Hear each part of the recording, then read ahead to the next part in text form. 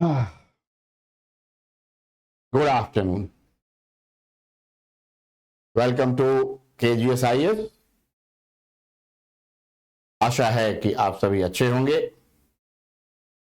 और अपनी क्लासेस जो चल रही हैं उसका रिवीजन कर रहे होंगे। बहुत से छात्र जो रिवीजन कर रहे होंगे उनको क्लास का आनंद अब आना शुरू हो गया होगा, और जो रिवीजन नहीं कर पा रहे होंगे आनंद तो उनको भी आ ही रहा होगा। They will also be enjoying. तो आनंद तो सभी को आ रहा। बस इस आनंद के साथ आप जो है अपने अंडरस्टैंडिंग के लेवल को बढ़ाते चलिए, आपकी समझ के स्तर को आप बढ़ाते चलिए। फिर देखिए आनंद ही आनंद है, जीवन में भी और एग्जाम में भी। चलिए, हम लोग पिछली क्लास में एक टॉपिक शुरू कर चुके थे जिसका नाम रूल ऑफ लॉ वर्सेस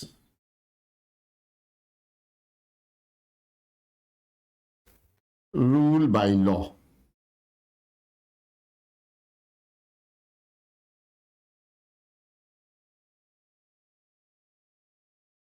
और इसकी अंडरस्टैंडिंग ठीक करते हुए मैंने आपसे कहा था कि विधि का शासन क्या है। तो अब जरा आप अपने दिमाग को और ठीक से फैलाएंगे, समझने की फिर से कोशिश करेंगे। रूल ऑफ लॉ जैसा कि डाइसी ने दिया है, यानी कि यदि विधि का शासन की आप बात करें तो विधि का शासन होना चाहिए सब जगह, यही बात होती भी है। और विधि का शासन को यदि आप कहते हैं विधि का शासन है या होना चाहिए, तो इसका मतलब आप क्या कहते हैं? तो इसका मेन मोटिव हो जाता है या इसका मेन एसेंस हो जाता है। Very good. जो लोग रिवीजन कर रहे हैं पीडीएफ का रिवीजन कम करिए, क्लास की नोट्स का ज्यादा करिए। मैं हैप्पी हूं पर थोड़ा आज हल्का सा फीवर सा है, तो थोड़ा वैसा है। हैप्पी मैं हमेशा रहता हूं, मैं दुखी होता नहीं, टेंशन मत लीजिए आप, ठीक? हाँ, और एक और बात है, हमको ना ये जितने ज्ञान बांटने वाले लोग हैं, सर आप ऐसे पढ़ाइए, सर आप वैसे पढ़ाइए, सर आप स्पीड को बढ़ा लीजिए, सर आप स्पीड को कम कर लीजिए, अब ज्ञान बांटना बंद कर दीजिए, ठीक? ओके, बेहतर होगा कि आप लोग ज्ञान बांटना कम कर दें, बंद कर दें, ज्ञान लें, ठीक है? ज्ञान प्राप्त करें, ज्ञान बांटने की कोशिश ना करें। ओके? और मुझे तो कतई नहीं, मुझे चाहिए ही नहीं आपका ज्ञान, ठीक? ध्यान रखिएगा। और मेरा जो वॉल्यूम है, जो स्पीड है, ऐसे ही रहता है। मैं ऐसे ही पढ़ाता हूं और ऐसे ही पढ़ाऊंगा। ओके, ठीक? और जितने ज्ञान बांटने वाले हो सबको बंद कर देना, सबको उनका चैट बंद कर देना। जो भी ज्ञान बांटने की कोशिश करे उसका चैट बंद करो तुरंत, ठीक है? चलिए, तो विधि का शासन और विधि द्वारा शासन, ठीक? ये बात ध्यान में रखना है। अब जब आप रूल ऑफ लॉ कह देते हैं तो इसका मतलब हुआ, ठीक, इसका मतलब हुआ कि जो डाइसी ने कहा था, यानी इक्वालिटी बिफोर द लॉ, अभी सब हो जाएगा, टेंशन ना लो। मैं आज थोड़ा थोड़ा पहले दिमाग में लोगों के ढक रख दूं, फिर उसके बाद मैं अपने हिसाब से क्लास लेता रहता हूं, टेंशन ना लीजिए आप। बस अगले 5 मिनट में देखिए क्या क्या होता है, ठीक? तो विधि का शासन का मतलब हुआ कि जो डाइसी ने कहा, इक्वालिटी बिफोर द लॉ, है ना, विधि के समक्ष समता, ठीक, विधि के समक्ष समता, इक्वालिटी बिफोर द लॉ, ये मेन एसेंस है उनके रूल ऑफ लॉ के कॉन्सेप्ट का। ठीक, अब जरा देखिए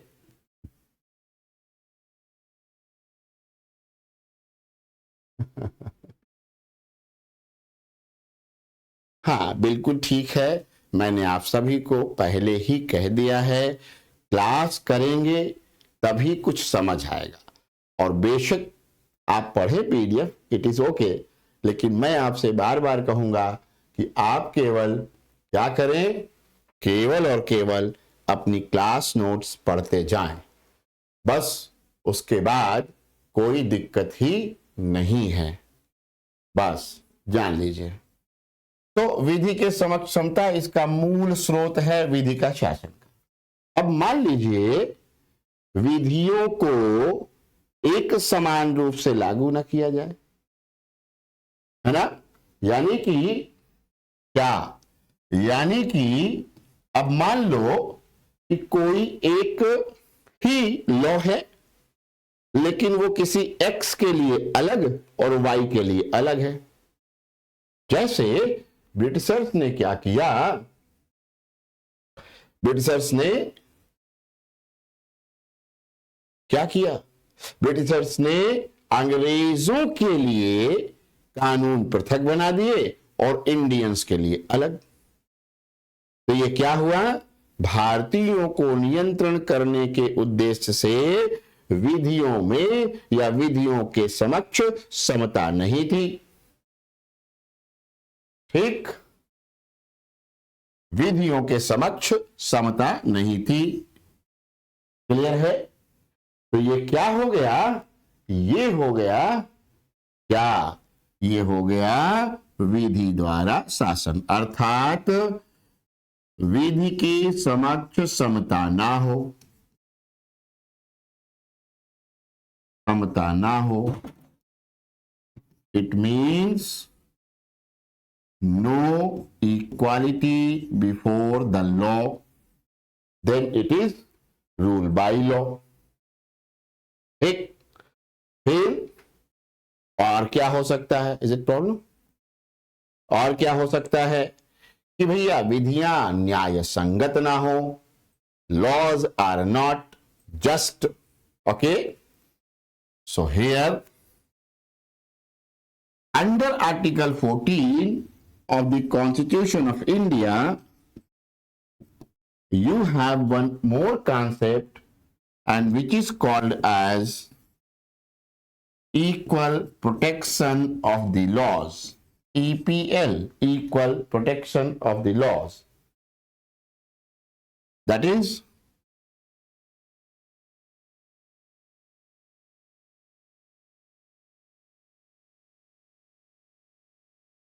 EPL, विधियों का समान संरक्षण, विधियों का समान संरक्षण, okay. And under this concept, equal protection of the laws, what you have seen, what you have learned, the laws must be just, laws must be reasonable, laws must be fair, okay. Hindi वाले लिखेंगे इसका अंतर्गत, हालांकि पहले भी आप लिख चुके हैं, आपको पता है, विधियां उचित होनी चाहिए, उचित, युक्ति युक्त, रीजनेबल, युक्ति युक्त एवं निष्पक्ष होनी चाहिए।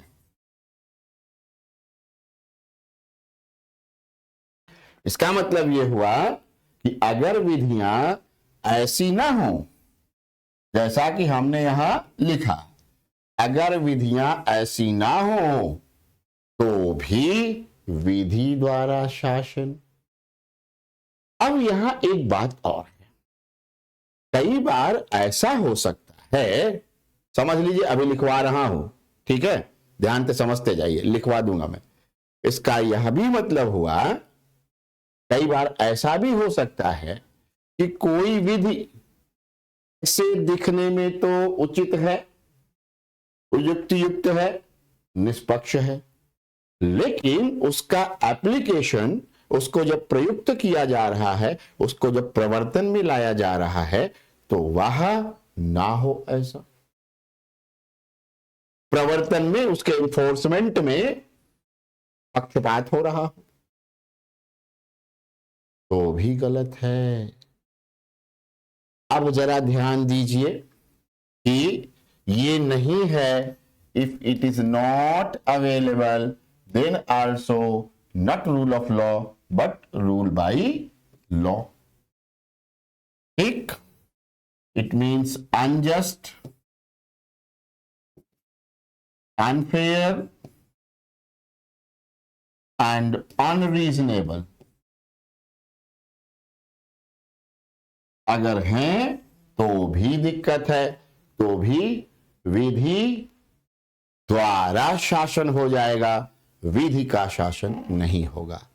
अच्छा, ऐसा क्यों हो रहा है, इस बात को यदि आप समझने का प्रयास करेंगे तो आपको एक बात बहुत स्पष्ट हो जाएगी, और वो जानते हैं क्या है? ऐसा क्यों कहा जा रहा है कि विधि का शासन नहीं होगा, विधि द्वारा शासन हो जाएगा? तो ऐसा इसलिए कहा जा रहा है क्योंकि विधि का शासन में आप पढ़ चुके हैं क्या होनी चाहिए, लॉ की सर्वोच्चता, विधि की सर्वोच्चता। लेकिन यहां आप देख रहे हैं कि किसी न किसी रूप में विधि निर्माता, यदि विधि निर्माण करते समय विधि निर्माण करने वाली संस्था, संसद, राज्य विधायिका, यदि उन्होंने कुछ गड़बड़ी की है तो वे अपने को ऊपर रखने की कोशिश कर रहे हैं, या विधि में कुछ ऐसा डाल दिया है जिससे वे सरकार को हमारे आपके विरुद्ध अतिरिक्त शक्तियां दे रहे हैं। यानी कि अगर ऐसा नहीं है तो वास्तव में कानून तो बना है, लेकिन कानून के माध्यम से हमारे आपके बेहतरी के बजाय हमारे आपके दमन का प्रयास किया जाता है, रिप्रेशन किया जाता है। तो if rules are, laws are like this, if the laws are like this, it means that they are meant for repression। यदि विधियां ऐसी हैं या विधियों का इस प्रकार से प्रयुक्त, विधियों का इस प्रकार से प्रवर्तन कराया जा रहा है, either they are like that or they are being enforced in that manner, so in these both the cases people will be repressed। फिर से हिंदी में समझ लीजिए, यदि विधियां इस प्रकार की हैं या फिर विधियों का प्रवर्तन इस प्रकार का किया जा रहा है जिससे कि ऐसी स्थितियां उत्पन्न होती हैं, तो ऐसी विधियां या उनका प्रयोग जनता के दमन के लिए प्रयुक्त किया जाता है। इसीलिए ध्यान देंगे अगर आप, तो मैंने शुरुआत जब पिछली कक्षा में की इस टॉपिक की, तो मैंने आपसे कहा कि पहले जरा लॉ को समझिए, और मैंने आपको लॉ को समझाते हुए कहा था कि लॉज क्यों होते हैं, तो यह नियंत्रण करने के लिए होते हैं, लेकिन इसके पीछे, विधियों के पीछे क्या होता है, सॉवरीन पावर होती है, संप्रभु सत्ता निहित होती है, या विधियों के पीछे संप्रभु सत्ता होती है जिसके आधार पर विधियां बनती हैं।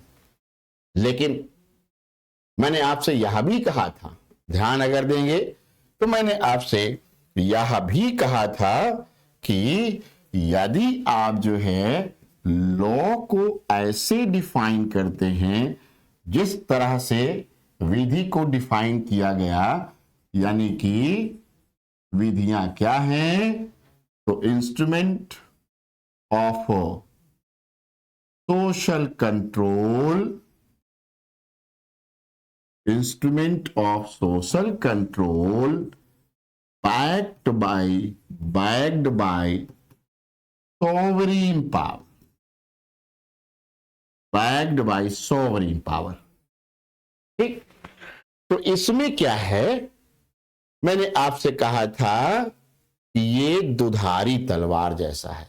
ये डेफिनेशन जो है, अगर हम कहते हैं कि विधियां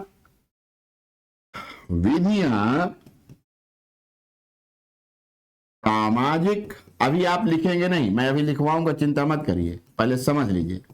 सामाजिक नियंत्रण का उपकरण होती है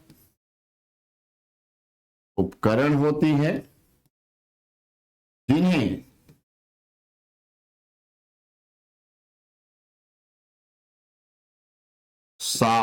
संप्रभु शक्ति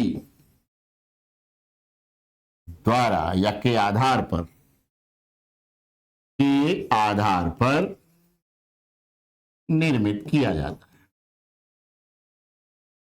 ओके, अब जरा देखिए कि अगर आपने केवल इसी डेफिनेशन को ले लिया, केवल यही परिभाषा आपने विधियों की ली, जैसा कि प्रायः होता रहा है, ठीक। ओके, अब अगर यही विधि लेते हैं तो आप तो ये कह देंगे कि भाई कोई भी विधि है तो वह जो बनी है या जिसने उसको बनाया है उसके पास संप्रभु शक्तियां थी या हैं।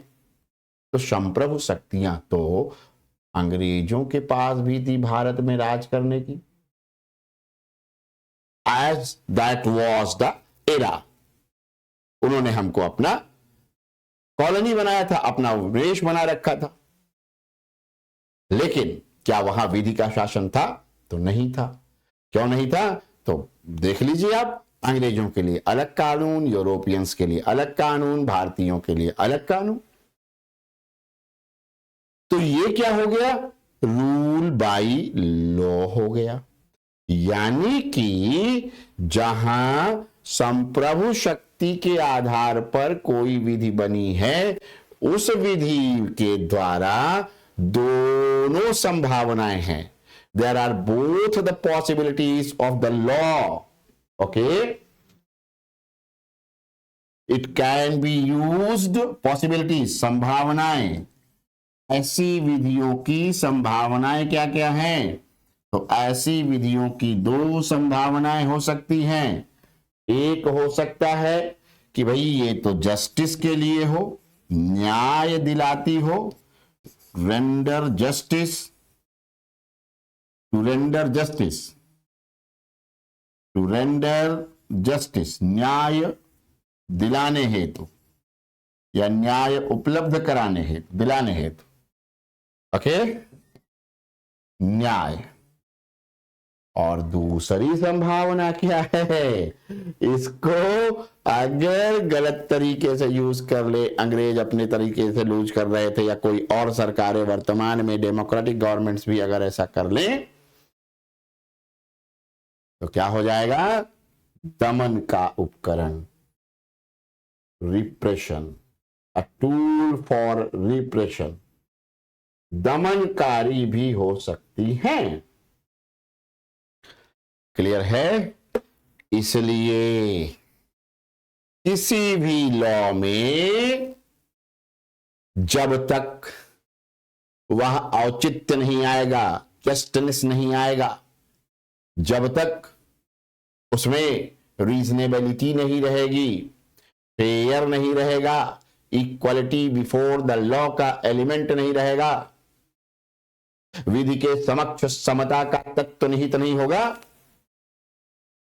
तब तक विधियां होने के बावजूद विधि का शासन नहीं होगा। There shall never be rule of law in that conditions, in those conditions or in that situation. Is that clear? तो अब आप जरा सा इसी बात को शुरुआत से लिखेंगे। हेडिंग आपका है विधि का शासन वर्सेस विधि द्वारा शासन। Right please. To understand it, to understand this और इट दोनों वर्ड यूज कर सकते हैं। One must know what is meant by law, what is meant by law।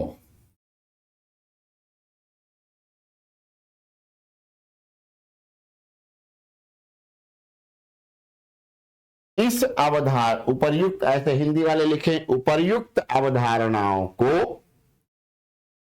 समझने हेतु यह आवश्यक है कि, समझने हेतु यह आवश्यक है कि पहले विधि का तात्पर्य क्या है,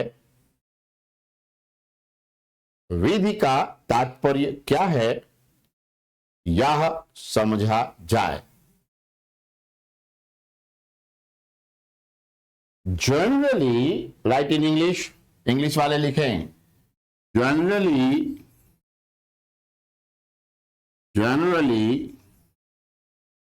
law is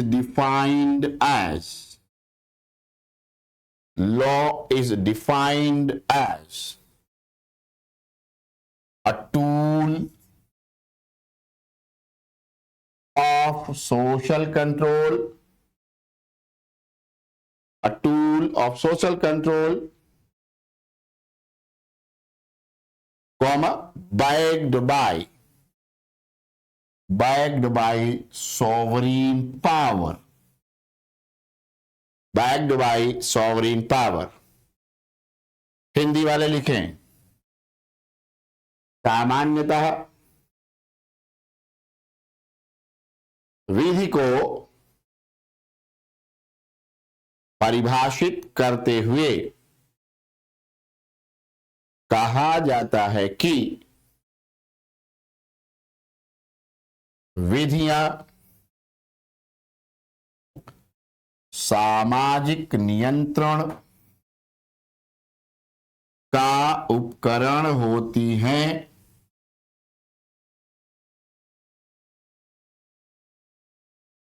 जिन्हें संप्रभु शक्ति के आधार पर निर्मित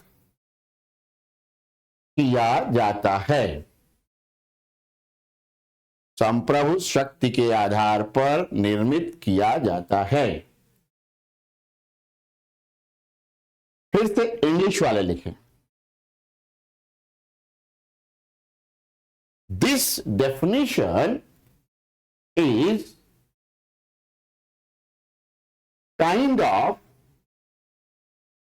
a kind of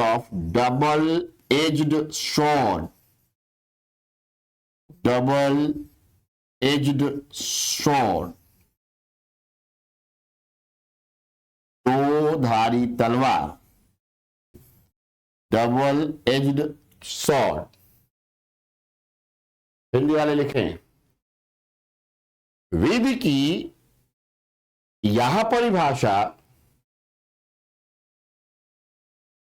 विधि की यह परिभाषा दोधारी तलवार जैसी है, दोधारी तलवार जैसी है।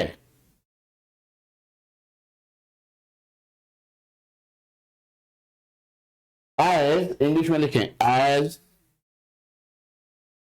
there may be following two possibilities, there may be following two possibilities। Number one,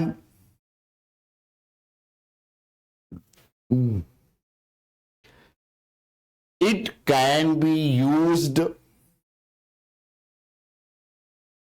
to render justice.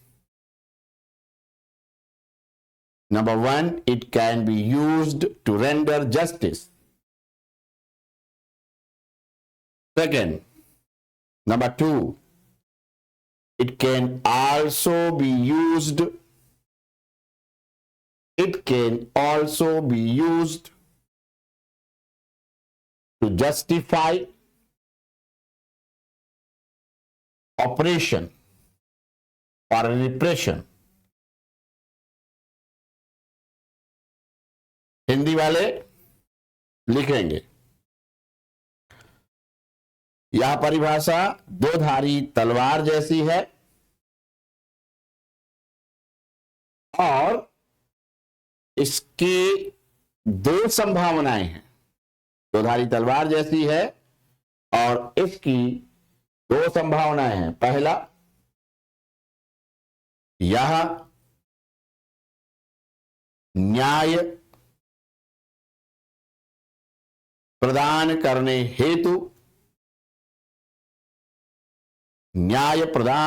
हेतु प्रयुक्त की जा सकती है, अथवा नंबर टू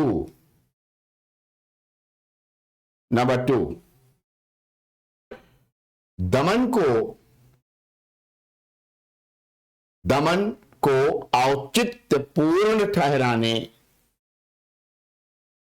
में भी प्रयुक्त हो सकती है।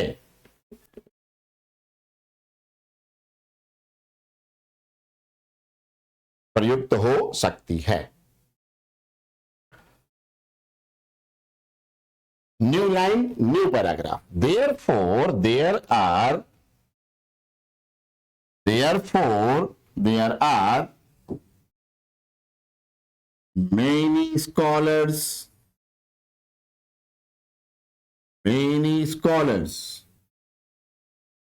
who advocate that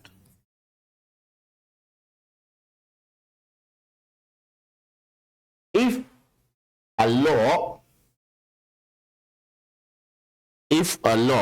does not imbibe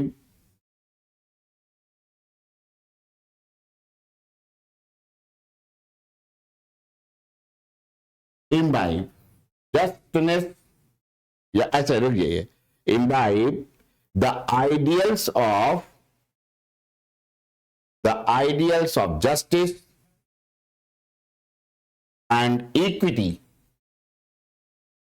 in itself,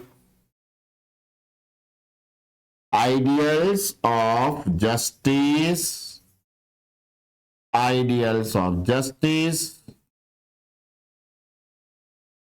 and equity,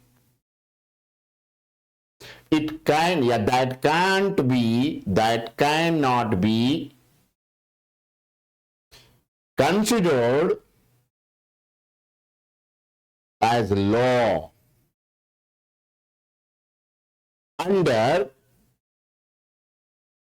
rule of law. Hindi वाले लिखें नया पैराग्राफ में। यही कारण है कि अनेक विद्वान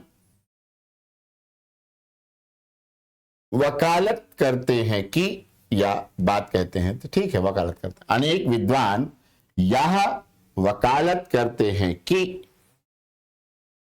जब तक किसी विधि में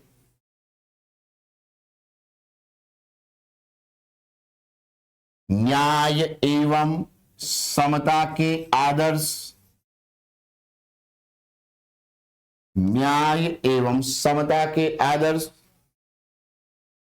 निहित न हो उसे विधि के रूप में वर्गीकृत नहीं किया जा सकता।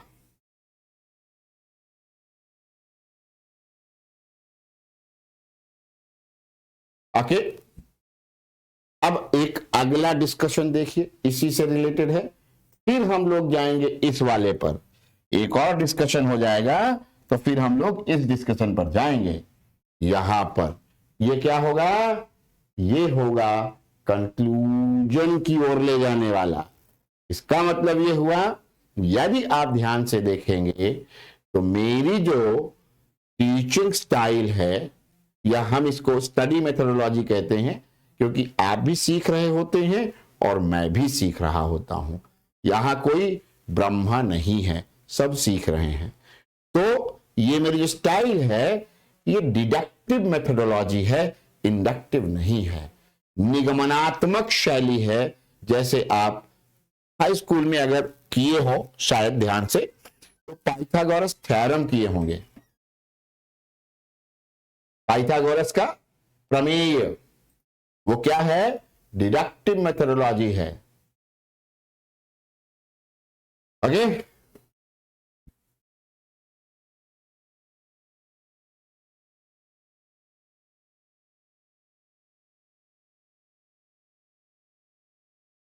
ठीक, चलिए तो देखिए क्या हुआ कि हम लोगों ने बात करनी है एक और पक्ष की, जो मैं आपसे कह रहा था। ये तो हुआ कि जब तक आदर्श ना हो विधियों के, तब तक विधियों में न्याय के और समता के, तब तक उसे माना नहीं जा सकता। अब जरा, अगर न्याय के आदर्श ना हो, समता के आदर्श ना हो, तब तो वह विधि हो जाएगी अनजस्ट, ना, अनुचित विधि, है ना। Very good. और अनुचित विधि भी हो सकता है कि कहीं ना कहीं से उस अनुचित विधि को भी प्रयुक्त किया जा रहा हो, एनफोर्स कराया जा रहा हो, है ना। अनुचित विधि को भी क्या कर सकते हैं, प्रवर्तन में ला सकते हैं, एनफोर्स करा सकते हैं। और जब अनुचित विधि एनफोर्स रहेगी, तब क्या स्थिति होगी, जरा देखिए। अनुचित विधि अगर है तो हो सकता है कि उसको नैतिक वैधता ना मिले, उसमें नैतिक वैधता ना हो, लेकिन चल तो रही है।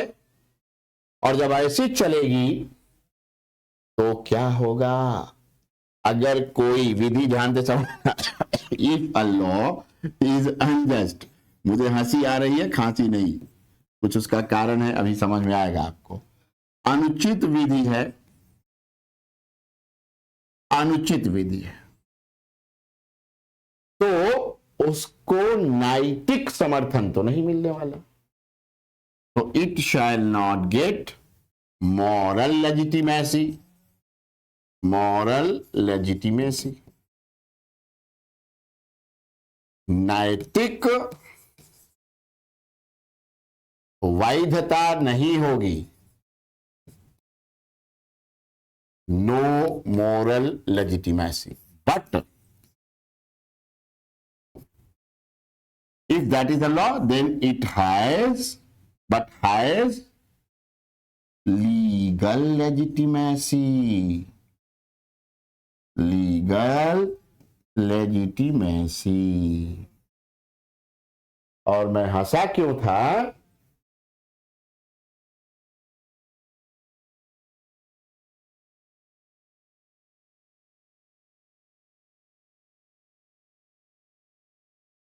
वेरी गुड,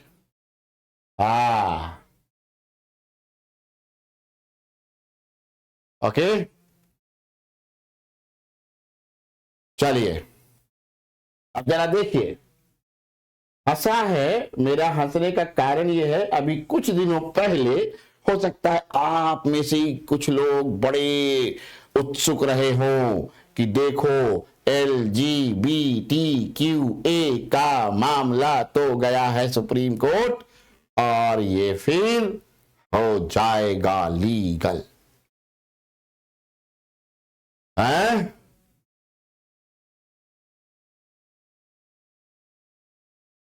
सही एग्जाम्पल उठाया कि नहीं? तो लीगल तो नहीं किया, सुप्रीम कोर्ट ने कहा भाई देखो इसका वैधता, इसकी जो है इसको लीगल, मैरिज को लीगल नहीं किया, मैरिज को, विवाह को हम विधिक अधिकार तो नहीं दे सकते हैं। विवाह को विधिक अधिकार देने का काम पार्लियामेंट करेगी, क्योंकि लॉ बनाने का काम पार्लियामेंट का है। लेकिन उनके आपसी जो है, उनके आपसी विवाह आदि को क्या करना था? उनके आपसी विवाह आदि को यदि आप देखेंगे तो एक एक्ट पास करके अधिकार दे दिया गया। क्लियर है?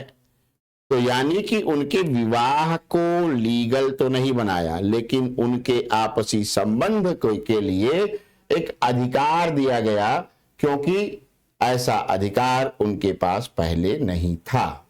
तो इसका मतलब क्या हुआ मित्रों? इस बात को शायद आप समझ गए होंगे कि देखिए, अनजस्ट मान रहा है उसको सुप्रीम कोर्ट भी, कह रहा कि अगर इसको हम कानून बना दें तो ये अनुचित हो जाएगा। मतलब कानूनी अधिकार दे दे एक ही जो है सेक्स में शादी विवाह करने को, तो ये अनुचित हो जाएगा, अनजस्ट होगा। क्यों होगा अनजस्ट? देखो, मैरिजेस जो है इंडिया में कैसी है आपको पता होगा, है? तो जो मैरिजेस है इंडिया में, उनकी स्थिति क्या है कि they are protected by several laws, specially to protect the women. महिलाओं के सुरक्षा के लिए या महिलाओं को अनेक प्रकार के अधिकार दिए गए हैं। हिंदू मैरिज एक्ट है, तो 498A भी है, दहेज प्रताड़ना वाला। तो डोमेस्टिक वायलेंस का भी है, घरेलू हिंसा पे भी कानून है। इन तमाम सारे कानूनों के साथ जरा आप सेम सेक्स मैरिज को लीगल करके देखिए, कितना अनुचित हो जाएगा। यदि आपने उसे कह दिया अच्छा ये विधिक रूप से मान्य है, तो क्या हो जाएंगे? सारे मैरिज एक्ट लागू हो जाएंगे। फिर कोर्ट में एक दिन क्या होगा?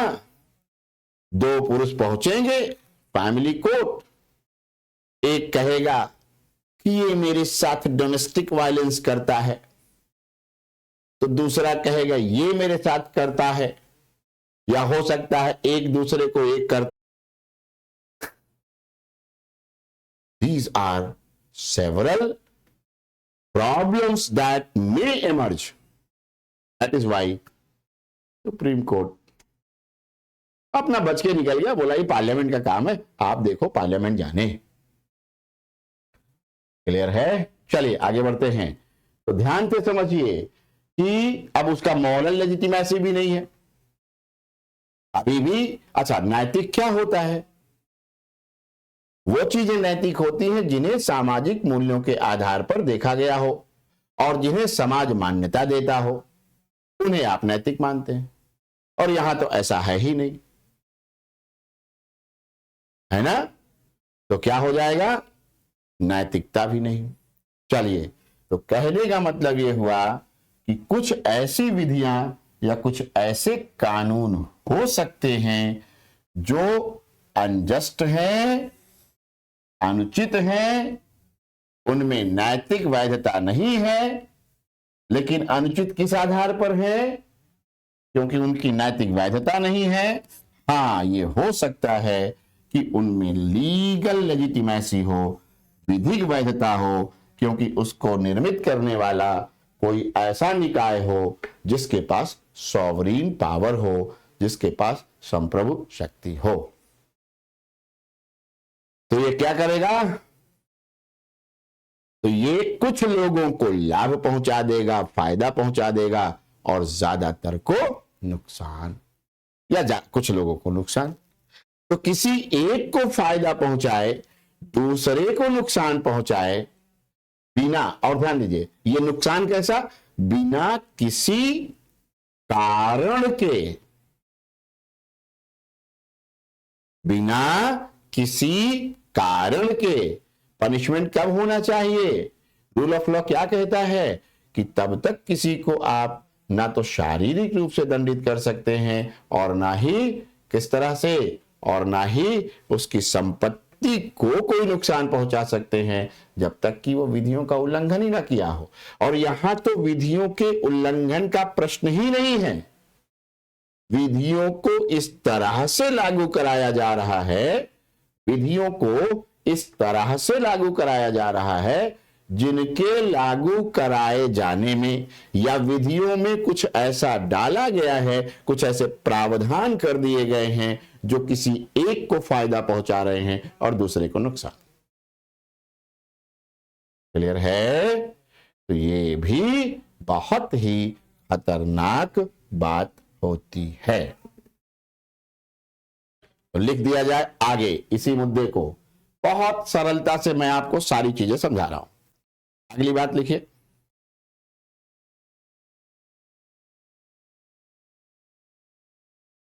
an unjust law, an unjust law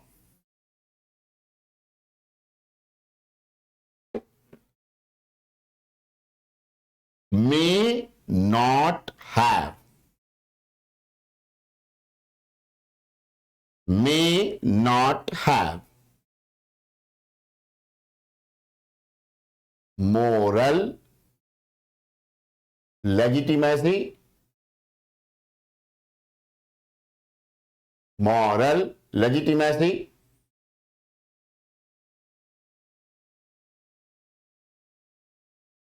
moral legitimacy,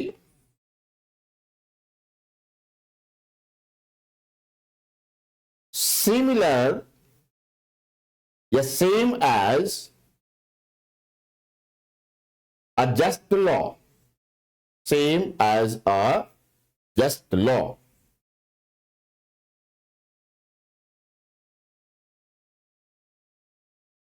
किसी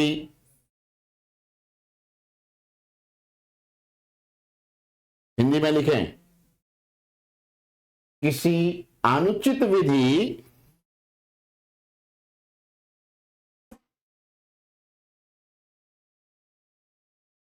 को उचित विधि के अनुसार ही, उचित विधि के अनुसार ही नैतिक वैधता नहीं प्राप्त हो सकती, प्राप्त नहीं हो सकती, वैधता प्राप्त नहीं हो सकती।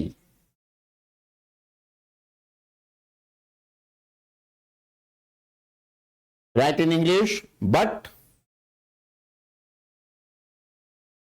that may command, but that may command the obedience of, the obedience of some section, some sections of society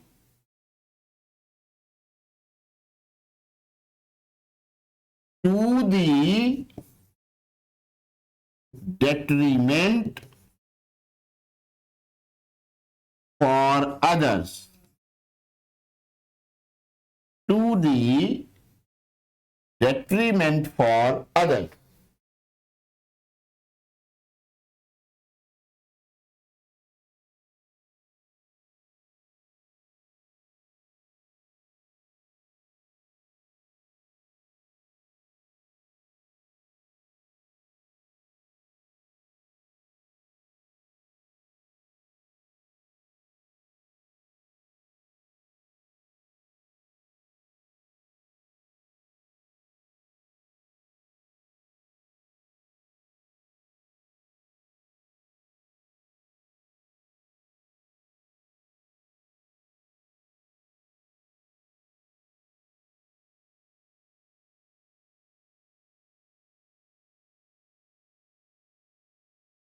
okay, चलिए, तो ये हो गया साहब। आपने क्या किया, अब हिंदी वाले लिखें। फिर भी आगे हिंदी वाले लिखें, फिर भी, हाँ थोड़ी आवाज चली गई थी, अभी है। ओके, अभी है ना आवाज, अभी आवाज पहुंच गई, पहुंच गई, हाँ पहुंच गई। ओके, तो आगे लिखेंगे आप हिंदी वाले, हिंदी वाले लिखेंगे। मैं बहुत धीरे लिखवा रहा हूं। अभी एकदम शुरू की क्लास में किसी ने ज्ञान बांटा था कि सर जरा स्पीड बढ़ाओ, है ना, कोई बात नहीं। लिखिए, हिंदी वाले लिखेंगे प्लीज। जबकि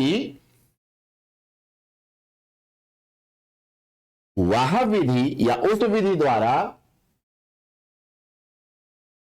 जबकि उस विधि द्वारा समाज के, फिर भी उस विधि द्वारा समाज के कुछ वर्गों, कुछ वर्गों को संचालित किया जा रहा हो, जो कि संचालित किया जा रहा हो, जो कि दूसरों के लिए नुकसानदायक हो, दूसरों के लिए नुकसानदायक हो। क्लियर? उदाहरण स्वरूप, अच्छा एक मिनट, इफ सो, इंग्लिश वाले लिखें, if so then, if so then it is just like rule by law.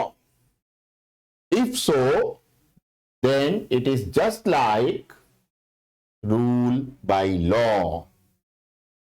यदि ऐसा है, यदि ऐसा है तो वह विधि का शासन ना होकर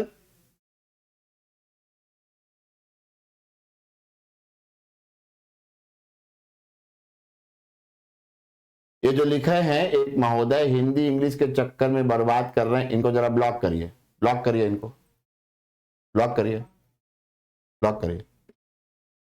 चलिए, तो बहुत संयमित होकर के कमेंट करना, मैं परमानेंट ब्लॉक करवाऊंगा, परमानेंट। ओके, ध्यान रखना, परमानेंट ब्लॉक होंगे लोग। तो मतलब आगे की क्लासेस में भी कभी नहीं चैट ऑन होगा उनका, ध्यान रखिएगा।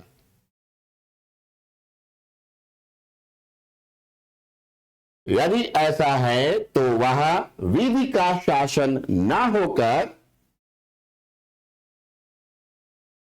विधि का शासन ना होकर विधि द्वारा शासन माना जाएगा। और भी जो संयमित ना कर रहे हैं सबको ब्लॉक करते हुए चलिए, और इनका नाम लिख लीजिए कहीं पर, सबको ब्लॉक करिए परमानेंट।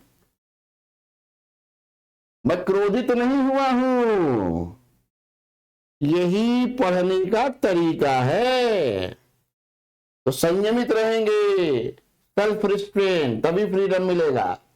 यदि स्वयं को स्वतंत्रता का आनंद दिलाना चाहते हो तो आत्मनियंत्रण जरूरी है। सिग्नल रेड है तो फिर आप क्रॉस नहीं कर सकते, पुलिस वाला चालान करेगा ही करेगा। चलिए, तो यह क्या हो गया, विधि के द्वारा शासन के अंतर्गत आता है। उदाहरण लिख दीजिए, for example, for example, For example, during British rule in India, during British rule in India,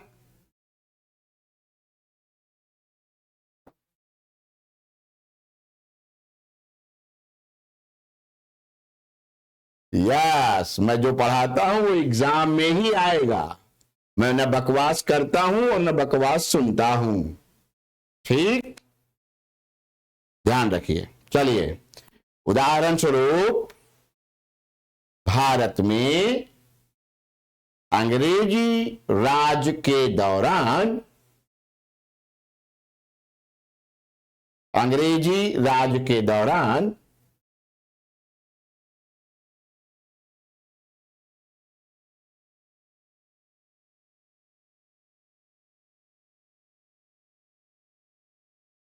Bharat में अंग्रेजी राज के दौरान यूरोपियन तथा ब्रिटिशर्स हेतु पृथक कानून,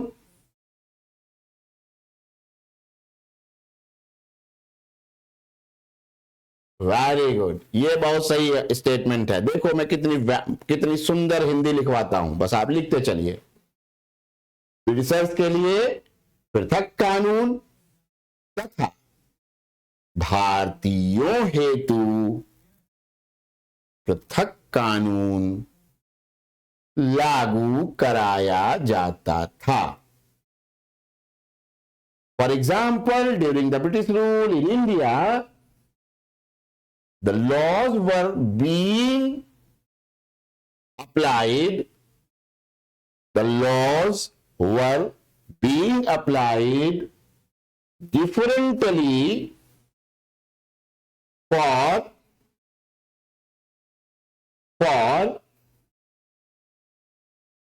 European and Britishers and for Indians।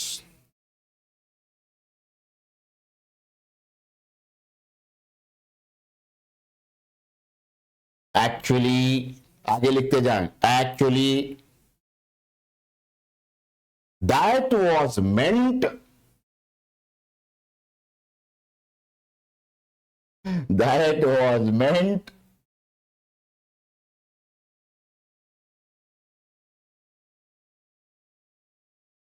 that was meant for controlling and commanding the Indians,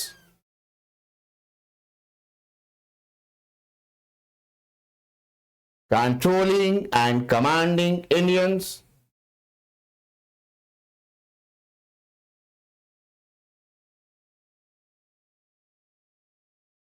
not and to repress them। Hindi वाले लिखे and to repress them। वस्तुतः, हिंदी में लिखे वस्तुतः विधियों का, फिर से समझा दे रहा हूं, अभी एक कंक्लूजन में अपने आप समझ आ जाएगा, टेंशन ना लो। जितने लोगों को अभी भी थोड़ा बहुत कंफ्यूजन है, जब लास्ट टाइप पैराग्राफ जाएगा तो सबको समझ आ जाएगा, ठीक है। और नहीं तो जो लिख रहे हो इसी को अभी 5 बार पढ़ लेना। एक एक शब्द महत्वपूर्ण होता है मेरे डिक्टेशन में। क्यों? क्योंकि मैं गागर में सागर भरता हूं। 500 1000 वर्ड का टॉपिक मैं 200 से कम में खत्म करता हूं, ठीक है। ये मेरी आदत है, इसलिए एक एक शब्द महत्वपूर्ण हो जाता है। वस्तुतः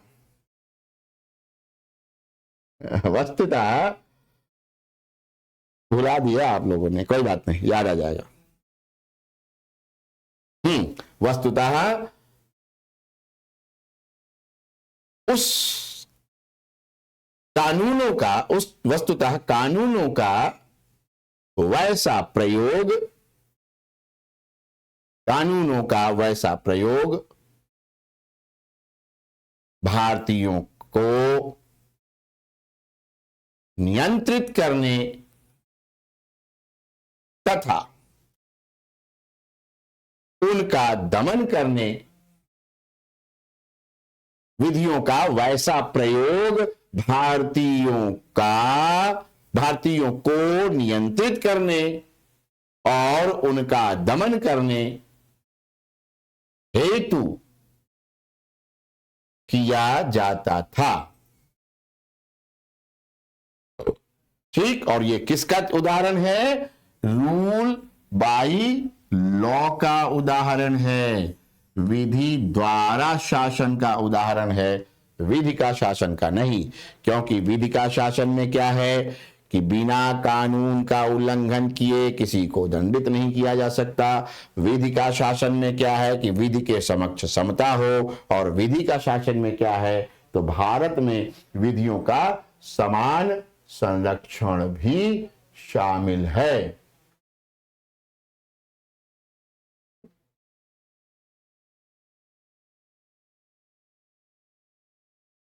नहीं, मैंने ये थोड़ी ना कहा कि उनकी शादियां अलग अलग जगह कराई जाएं, बस उनको विधिक वैधता नहीं मिल सकती, उनको लीगल मत करा दो।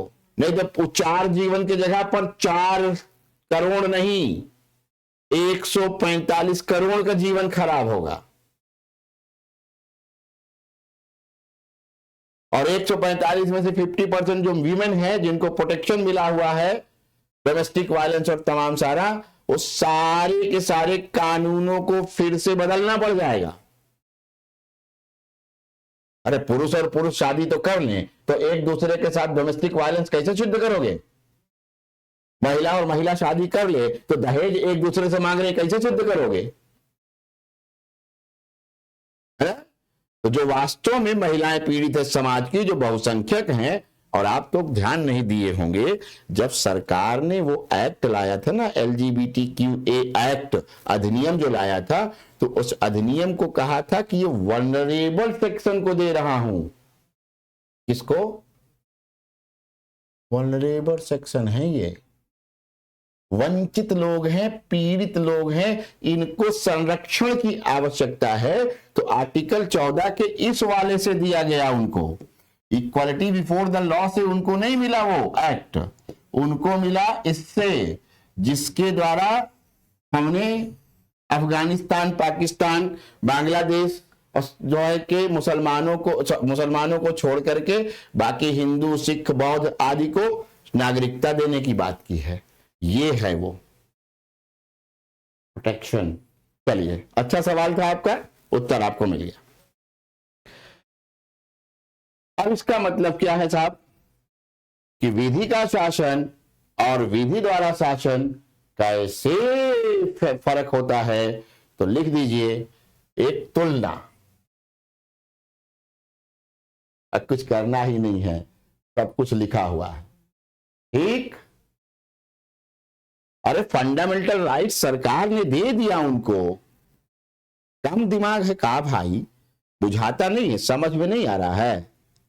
उनको अधिकार एक्ट बना करके दे दिया।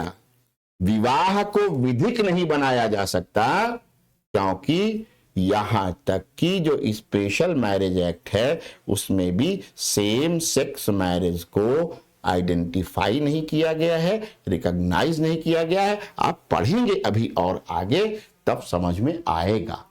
समझे? ठीक है।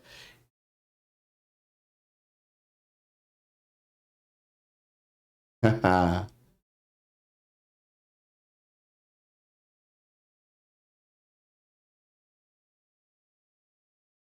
चलिए, थैंक यू भाई, मस्त रहिए। इसको तुलना लिखिए, जल्दी से तुलना करिए, काम खत्म करिए। विधि का शासन पॉइंट 1, विधि का शासन point 1, absence of arbitrary use of power. Arbitrary use of power अंग्रेजी वाले लिख लिए होंगे, फिर से लिख लें, ध्यान दिला रहा हूं। Absence of arbitrary use of power, Hindi में लिखें शक्ति का मनमाने अथवा निरंकुश प्रयोग का अभाव। Okay. Second, equality before the law, विधि के समक्ष समता। थर्ड, अब यहां ये मत लिखिएगा आप लोग, ठीक ठीक है, पहले ये दोनों लिख लीजिए। यहां लिखिए number 1, possibility of arbitrary use of power. विधि द्वारा शासन में पहला क्या पॉइंट आया? Possibility of arbitrary use of power. Hindi में लिखेंगे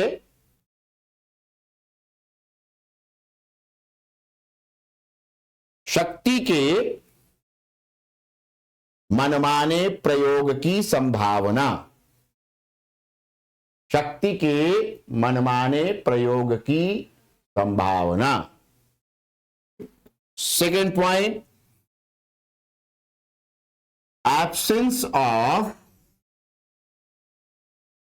EBL, absence of equality before the law।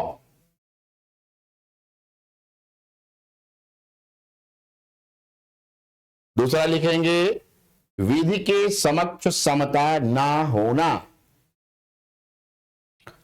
विधि के समक्ष समता ना होना। तीसरा पॉइंट लिखिएगा, इसको मेंशन करते हुए। तीसरा point, as per article 14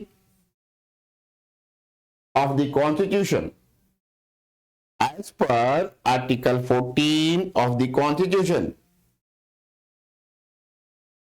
there must be equal protection of the laws।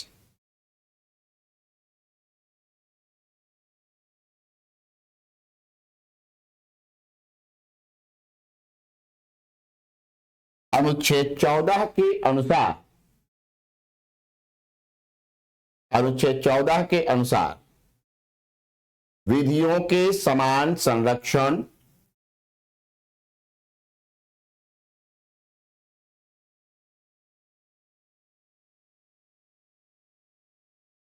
विधियों के समान संरक्षण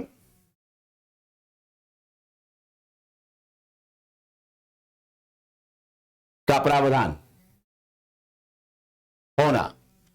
और इधर लिख दीजिए नो, ना होना। नंबर 3, ना होना। अब इसके बाद चौथा point,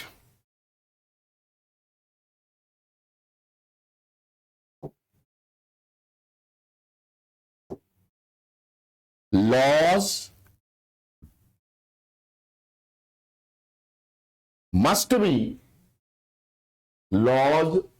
be just, reasonable and fair।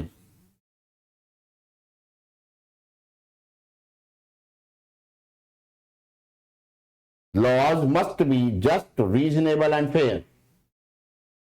Hindi वाले लिखेंगे चौथा पॉइंट, विधि का शासन में विधियों को उचित, युक्तियुक्त एवं निष्पक्ष होना चाहिए।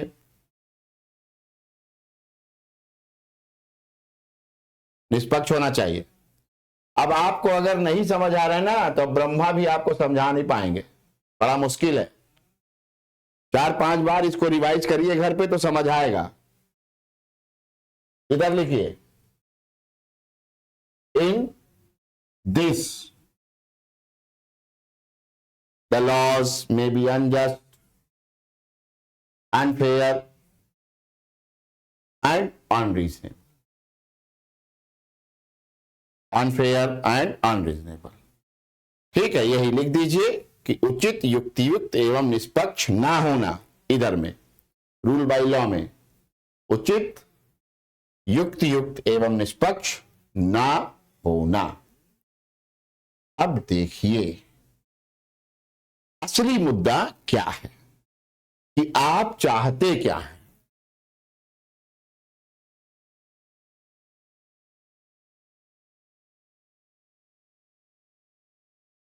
बहुत सही, ये बहुत अच्छा लिखा है। इसका नाम क्या है जो पी है? पी पी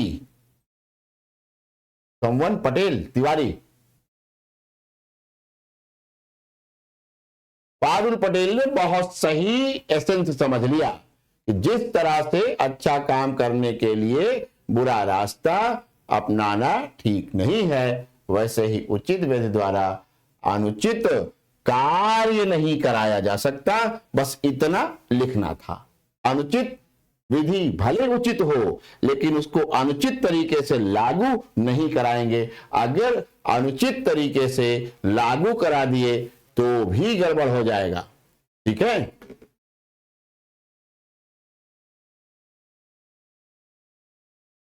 चलिए अब जो है, अब आप चाहते क्या हैं? चाहते क्या हैं? आप रूल ऑफ लॉ चाहते हैं या रूल बाय लॉ चाहते हैं? एक तो क्लियर हो गया कि अगर ये हुआ तो जो रीजनेबल युक्ति युक्त निर्बंधन भी होते हैं, है ना, रीजनेबल रिस्ट्रिक्शंस के बाद भी हमें जो मौलिक अधिकार और मानवाधिकार जैसी चीजें उपलब्ध हो जाती हैं, यदि यह हो गया तो कुछ भी नहीं मिलेगा।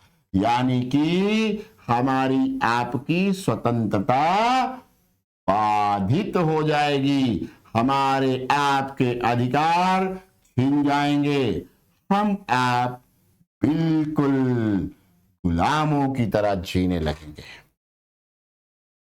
तो आपको चाहिए रूल ऑफ लॉ, तो रूल ऑफ लॉ चाहिए तो लॉ को ठीक करना पड़ेगा। आए? क्लियर है?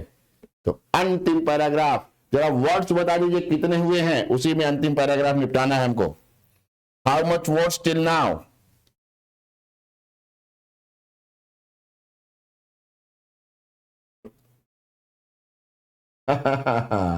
ये जो नहीं तो कुछ भी नहीं है, बिल्कुल ठीक है। शब्दों की सीमा बहुत बढ़िया, 150, थैंक यू। ये 200 किसने लिख दिया? हिंदी वाले कि अंग्रेजी वाले?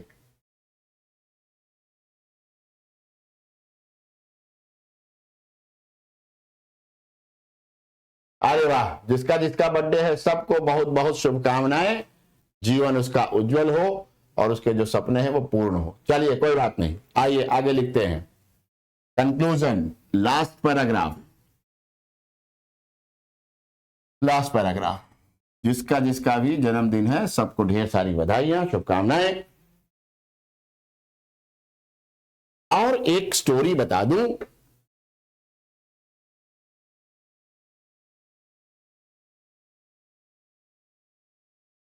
हाँ हाँ बिल्कुल ठीक, विधि का शासन नहीं हो सकता, बिल्कुल ठीक। चलिए थैंक यू, लिखिए। अब जरा काम की बात हो गया मैसेज, आप डिसिप्लिन में आइए, रुक जाइए, थैंक यू, रुकिए, सुनिए मेरी बात। अब एक चीज और यहां समझ लीजिए, एक और चीज समझ लीजिए। और वो क्या समझना है मालूम है? कि ऐसा भारत में भी कई बार हुआ कि कुछ कानून ऐसे बनाए गए या कुछ ऐसे कानून लाए गए जिन पर ऐसा आरोप लगा कि भाई ये जो कानून है, ये कानून बिल्कुल रूल बाय लॉ जैसे हैं। कुछ दिनों पहले भारत की नरेंद्र मोदी द्वारा संचालित जो सरकार है, इस पर भी, अरे बिल्कुल क्लास नोट्स पर्याप्त है, इस पर भी ऐसा ही चार्ज लगा था। लेकिन मैं आपको बताऊंगा एक ऐसे कानून के बारे में जिसको कभी लाया ही नहीं गया। और जानते हैं, भारत के राष्ट्रपतियों ने शायद अब तक 2 या 3 बार ही विधेयकों को विथहोल्ड किया होगा। उसमें से एक ये भी था पोस्टल बिल, उसका नाम था Indian post office bill 1985। Formula भी मान सकते हैं, ठीक है। उसमें था क्या प्रावधान जिसके कारण तत्कालीन भारत के राष्ट्रपति ज्ञानी जैल सिंह जी ने उसे रोक लिया। उसमें था क्या? तो उसमें था कि यदि जो है किसी भी चिट्ठी पर, पत्र पर, लेटर पर अधिकारियों को यह शक हो जाता है कि इसमें कुछ गड़बड़ मामला है, तो उसे खोलकर पढ़ा जा सकता है। यह पूरी तरह से अनुच्छेद 19(2) का 19(1) का right to freedom of speech and expression का वायलेशन था। और जानते हैं, ये चाहते यानी जैल सिंह जी तो जाने देते, बाद में उस पर PIL होती और वो स्ट्राइक डाउन हो जाता, लेकिन ज्ञानी जैल सिंह साहब ने उसको रोक लिया था, ठीक है, विदहोल्ड कर लिया था। यदि वह पास होता, प्रेसिडेंट भी उस पर अपनी असेंट कर देते, तो आज हम लोग पढ़ रहे होते कि एक और कानून था या है जिसे हम रूल बाय लॉ में डाल सकते हैं। ऐसे ही अंग्रेजों के जमाने में बड़े सारे कानून थे, जिसमें एक था, यह पढ़ाया जा चुका है, यह सवाल जिसने पूछा है, प्रक्रिया और यह सब पढ़ा चुका है। तो वो ड्यू प्रोसेस ऑफ लॉ अगर आप पूछ रहे हैं तो यहां हम नहीं बता सकते, हिंदी में हम बहुत अच्छे से समझ नहीं पाते आप क्या पूछ रहे हैं, बाद में हम हिंदी में बोल लेते हैं। तो ये कानून आ जाता, इसको भी हम कहते, ऐसा कानून था। जैसे कि वर्नाकुलर प्रेस एक्ट को भी हम लोग मानते हैं।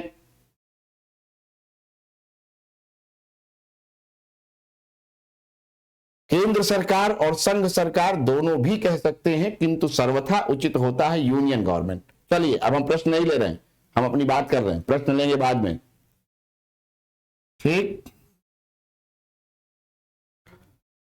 तो मामला यह है कि अगर आप रूल बाय लॉ से बचना चाहते हैं तो कैसे बचेंगे? रूल बाय लॉ से बचना चाहते हैं तो लॉस क्या क्या होने चाहिए? लॉस केवल लीगल लेजिटिमेसी वाले ना हो, सॉवरीन पावर से बैक्ड ही ना हो, बल्कि वो क्या हो? जस्ट हो, फेयर हो, रीजनेबल हो। तो असल में रूल ऑफ लॉ एंश्योर करने के लिए अनेक विद्वानों ने 4 प्रमुख बातों को अग्रसारित किया, 4 मेन बातें सबसे आगे की, ठीक है।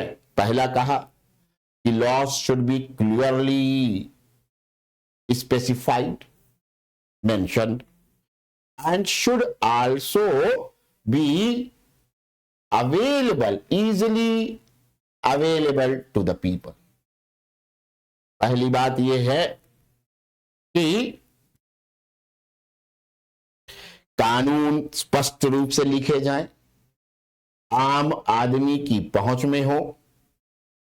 फिर दूसरी बात क्या हो? विधि, इक्वालिटी बिफोर द लॉ हो। इक्वालिटी बिफोर द लॉ का मतलब हुआ कि न्याय तक सबको एक समान पहुंच सुनिश्चित हो। ऐसे नहीं कि आपने कह दिया हमारे यहां इक्वलिटी बिफोर द लॉ है, लेकिन न्याय तक पहुंच ही ना हो पाए, गरीब आदमी की, वंचित की, वह न्याय प्राप्त ही ना कर सके, तो ऐसे रूल ऑफ लॉ का क्या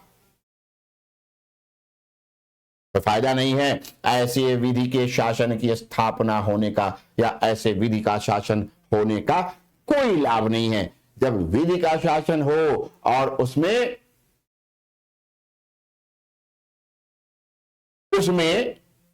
यह ना मिले तो कायदा कानून का शासन, का द पॉइंट। तो दूसरी बात यह है कि जब आप कहते हो इक्वालिटी बिफोर द लॉ, तो आगे कहते हो कि डाइसी ने कहा कि अब जब तो कोई कानून का उल्लंघन किया है तभी उसको पनिश करो, और फिर दिस दैट, और कोई भी रैंक या पोजीशन में डिफरेंस ना करो, सबको एक समान देखो, विधि के समक्ष समान रूप से सबको समझा जाए। ऐसा हो नहीं पाता। आप जानते हैं बहुत लोचे हैं इस देश की कानून व्यवस्था और न्याय व्यवस्था में। इसी को दुरुस्त करना है, इसीलिए बार बार ढेर सारे लीगल एस्पेक्ट्स बदले जा रहे हैं, ढेर सारा कानून बदला जा रहा है। फिर आप ये भी देखिए, आप कह देते हो इक्वालिटी बिफोर द लॉ है, और फिर आपके यहां जेंडर इक्वालिटी ही नहीं है। पुरुष महिला में समानता ही नहीं है। महिलाओं को सुरक्षित करने के लिए उनको जो है आगे मेन स्ट्रीम में लाने के लिए सरकार को सैकड़ों तरह के कानून और स्कीम्स चलानी पड़ रही है। यह भारतीय पुरुषों के लिए शर्म की बात है।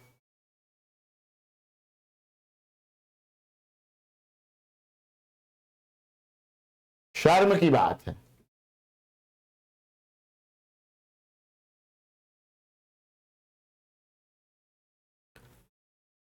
शर्म की बात।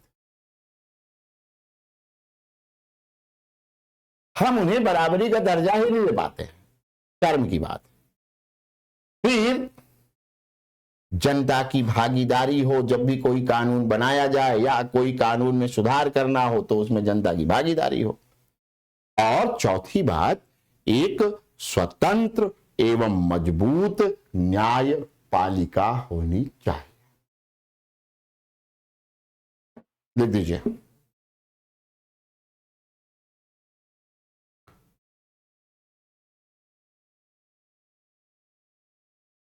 विधि का शासन, नया पैराग्राफ और ये लास्ट पैराग्राफ है। विधि का शासन की संकल्पना को वास्तविक धरातल पर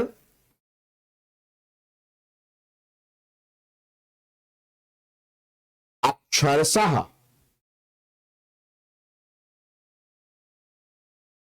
लागू कराने हेतु यह आवश्यक है कि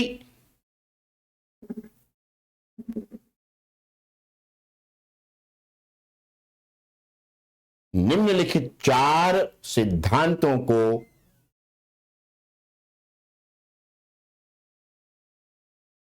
आत्मसात किया जाए। निम्नलिखित 4 सिद्धांतों को आत्मसात किया जाए।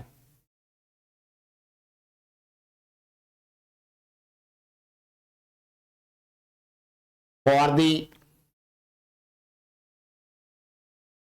Rule of law,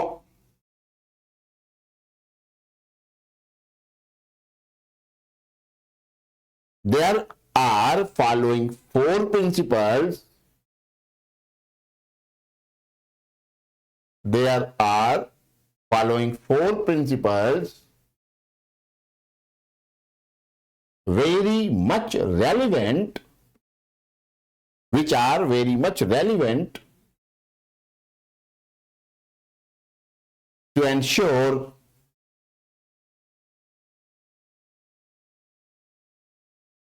rule of law in real practice.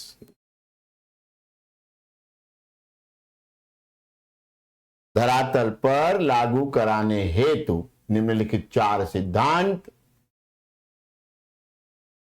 अनिवार्य हैं।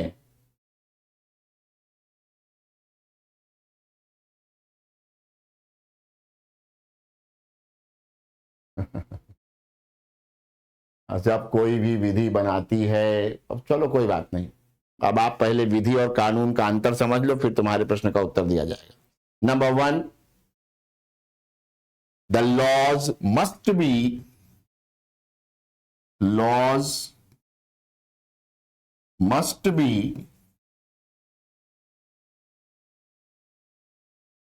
clear and accessible.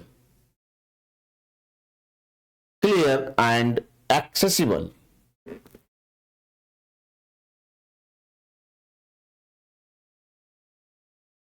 Clear and accessible. And should be written in a simple and clear language. Should be written in simple and clear language.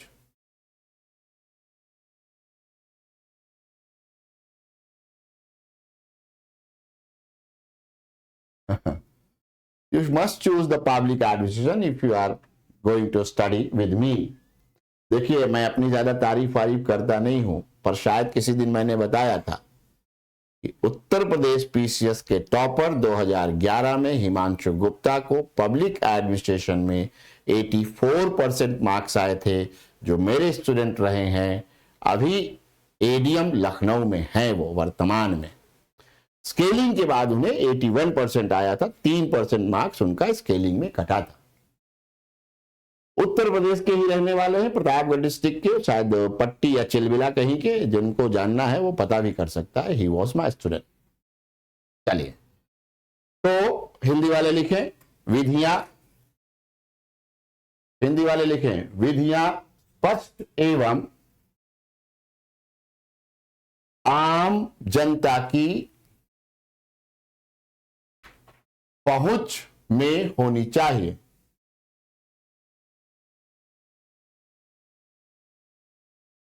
आम जनता की पहुंच में होनी चाहिए।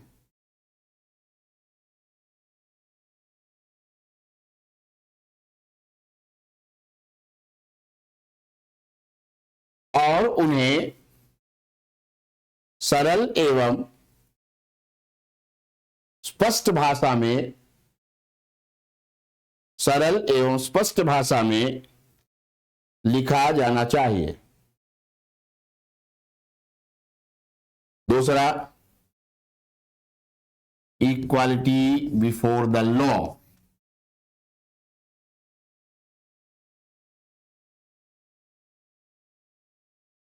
विधियों का समान संरक्षण का सिद्धांत, विधियों के समान संरक्षण का सिद्धांत निहित होना चाहिए। EVL must be inherent, निहित होना चाहिए। और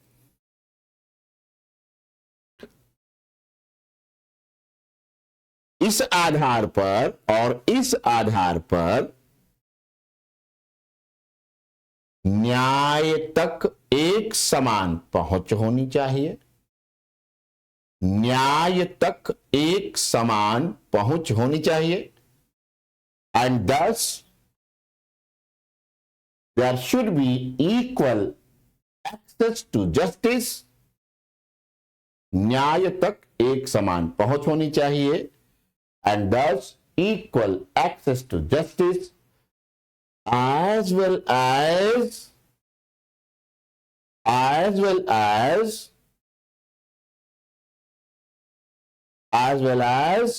जेंडर इक्वालिटी। साथ ही साथ लैंगिक समानता भी होनी चाहिए। लैंगिक समानता भी सुनिश्चित होनी चाहिए, आप लिख सकते हैं। नंबर 3,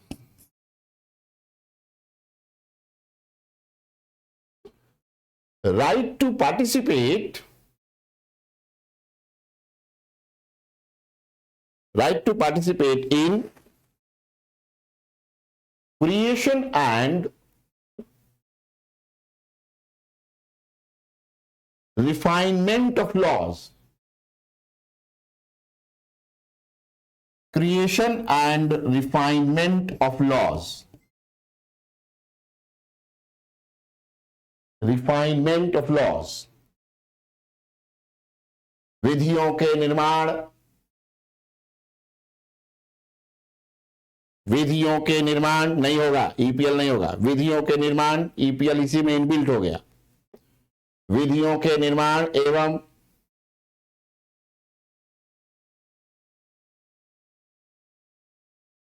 सुधार में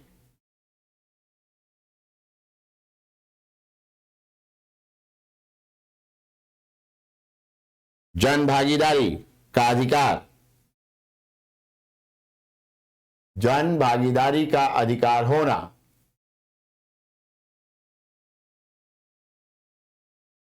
last but not the least. हाँ बिल्कुल ठीक बात है, ये होंगे तो विधि द्वारा शासन न होगा बल्कि रूल ऑफ लॉ होगा, विधि का शासन होगा। चौथा, मजबूत एवं स्वतंत्र न्यायपालिका, स्ट्रॉन्ग एंड इंडिपेंडेंट जुडिशरी, मजबूत एवं